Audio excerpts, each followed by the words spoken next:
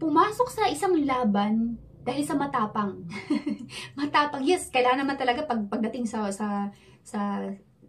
war, 'di ba? Kailangan talaga matapang ka kasi kung hindi ka matapang, sigurado talo ka na. Pero hindi lang naman kasi tapang yung kailangan mo para manalo ka sa laban, 'di ba? Kailangan din isip.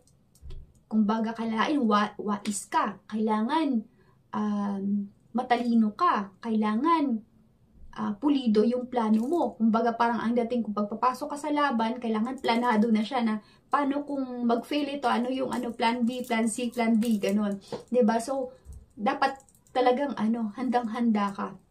So, ang pinapakita kasi nila dito na itong mga, hindi naman lahat ng leader, no? Pero mostly, sa pinapakita nila dito na yung mga leader pumapasok sa isang bagay or nag-decide without even thinking talaga na, kailangan pag-isipan ng mabuti kasi hindi ka pwedeng na papasok sa ganung eksena na ang ending matatalo ka lang, diba?